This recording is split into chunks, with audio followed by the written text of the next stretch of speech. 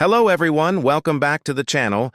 Today we are diving into a powerful and deeply concerning development that is shaping the future of the ongoing conflict between Russia and Ukraine. As temperatures drop and winter begins to tighten its grip, a new phase of warfare has begun. One not just fought on battlefields but against the very survival of civilians.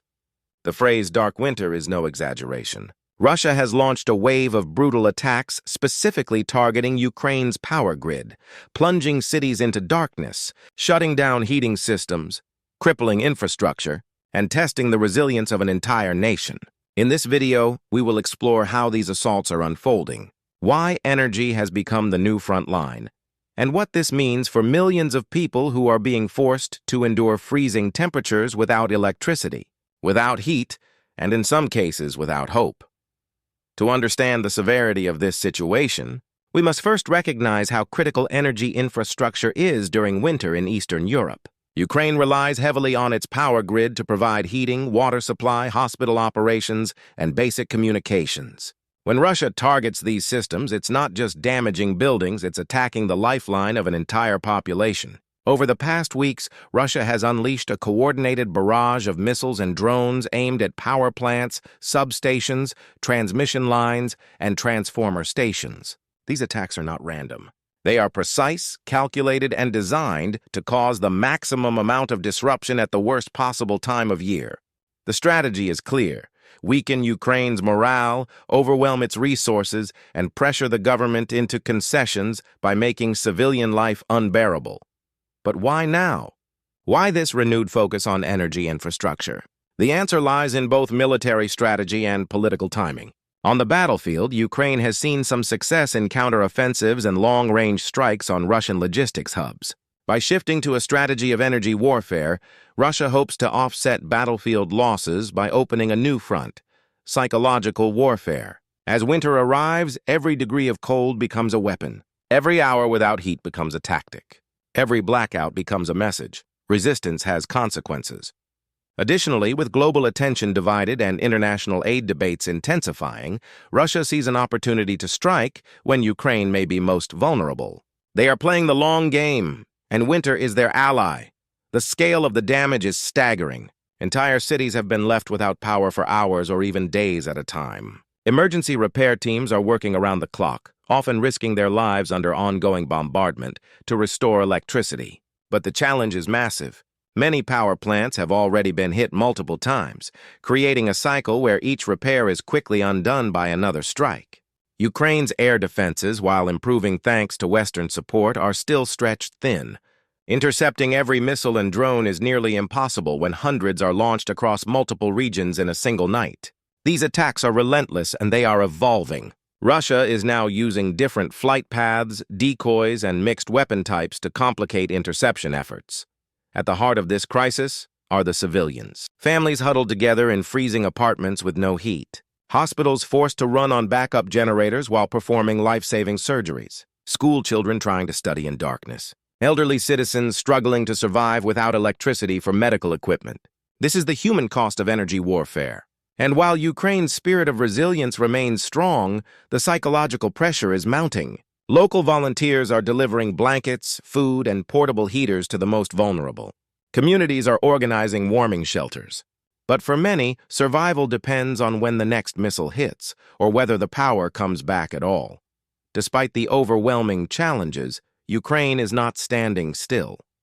They have developed mobile repair teams, strengthened certain parts of the grid, and implemented backup energy systems. International partners have stepped in, providing transformers, generators, fuel, and defensive systems. The United States, European Union, and several NATO countries have pledged millions of dollars in energy and infrastructure support. Air defense systems like the Patriot, IRIS-T, and NASAMS have saved countless lives. However, as Russia escalates its attacks, Ukraine is demanding more. They need advanced long-range defenses, faster delivery of equipment, and stronger sanctions against Russia's missile supply chains. Without this support, the dark winter could become catastrophic. These attacks also raise critical questions about international law and the ethics of war. Targeting civilian infrastructure is widely considered a violation of humanitarian principles. Energy systems are not just military assets, they are essential for survival. Yet Russia continues to justify these strikes as necessary for weakening Ukraine's war capabilities. The world is watching, and many leaders have condemned these actions. But condemnation alone does not stop missiles. The real test is whether the international community is willing to take stronger action to protect civilians and hold aggressors accountable. As we look at the broader geopolitical landscape, this new phase of the conflict has far-reaching consequences. A destabilized Ukraine puts pressure on neighboring countries, increases the risk of refugee surges, and strains regional energy systems. Europe, already dependent on alternative energy sources after cutting ties with Russian gas, is preparing for potential ripple effects. If Ukraine's energy grid collapses, humanitarian aid will need to increase dramatically.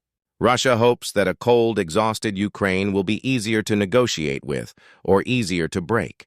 But history has shown that hardship often fuels resistance rather than submission.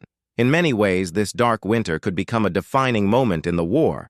If Ukraine manages to withstand these attacks and keep its infrastructure functioning, it will be a major strategic and symbolic victory. If Russia succeeds in plunging the country into chaos, it could shift the balance of the conflict. This is not just a battle of missiles and drones. It is a battle of endurance, innovation, and international solidarity. The outcome will depend on Ukraine's resilience, the effectiveness of its defenses, and the speed and scale of global support. Looking ahead, one thing is certain: the war has entered a new, more dangerous phase. Energy has become the new battlefield, and civilians are caught in the crossfire. The world must recognize the urgency of this moment. Supporting Ukraine is no longer just about supplying weapons. It's about keeping the lights on, keeping hospitals running, and keeping people alive. This winter will test the limits of Ukraine's strength, the resolve of its allies, and the moral conscience of the international community. As we follow the developments in the coming weeks, we must continue to raise awareness, demand action, and stand in solidarity with those who are suffering. The people of Ukraine are facing darkness, literal and figurative, but their spirit has not been extinguished. They have survived invasion, occupation, displacement, and destruction. And now, as winter descends and the power grid is under siege, they are once again proving their courage to the world. Thank you for watching and staying informed on this critical issue. If you value this kind of in-depth analysis, make sure to like the video, subscribe to the channel, and share this with others who need to understand what is really happening. The world cannot ignore the reality of this dark winter, and together we can shed light on the truth. Stay safe, stay aware, and I'll see you in the next one.